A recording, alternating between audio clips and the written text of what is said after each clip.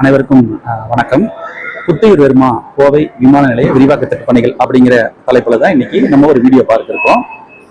கோவை விமான நிலையத்தை பொறுத்த வரைக்கும் சுற்றுப்புற 7 மாவட்ட மக்களுக்கு பயனளிச்சு வருது. தினமும் 30 to 32 விமானங்கள் இயக்கப்படுது. ஆண்டுதோறும் 35 லட்சத்துக்கும் மேற்பட்ட பயணிகள் விமான நிலையத்தை பயன்படுத்தி வர்றாங்க.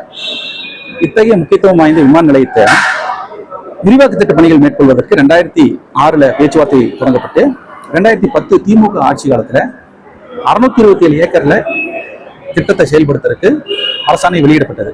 2011 to 21 வரைக்கும் அதிமுக ஆட்சி காலத்துல நில ஆர்ஜிதத்துக்கான பேப்பர் ஒர்க்ஸ் பணிகள் மேற்கொள்ளப்பட்டுச்சுங்க.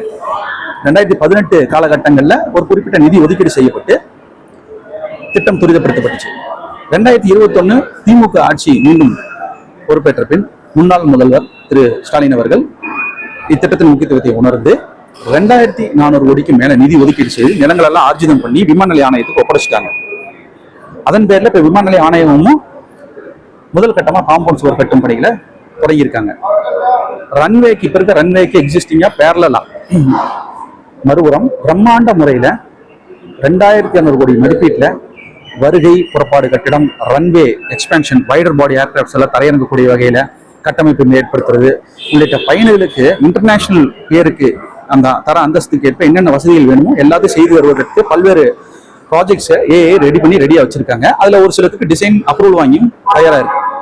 இத்தகைய சூழ்நிலையில கடந்த சில நாட்களுக்கு முன்பு விமான நிலைய காம்பவுண்ட் சுவர் கட்டும் பணியில சிக்கல் ஏற்பட்டிருக்க தகவல் வெளியாயிருக்கு.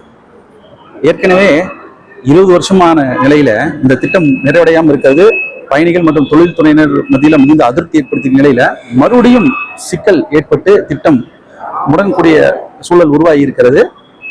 கடும் அதிருப்தியை ஏற்படுத்தி இருக்கு. இது தொடர்பா மாவட்ட நிர்வாகம், நில உரிமையாளர்கள், ஏஐ நிர்வாகம் சார்பா பேச்சுவார்த்தை நடத்திட்டு வருதுன்னு சொல்றாங்க. விமான நிலைய ஆணையத்தை பொறுத்த வரைக்கும் 100% நிலம் கொடுத்தா தான் நாங்க நிலங்களை ஒப்படைச்சா நம்ம நடவடிக்கை மேற்கொள்ளும்னு சொல்றாங்க. தமிழக அரசு 99% நிலங்களை ஒப்படைச்சு கொடுத்துட்டாங்க. 1% மட்டும் சில இஷ்யூஸ் இருக்குங்கிற மாதிரி தகவல் தெரிவிக்கப்படுது.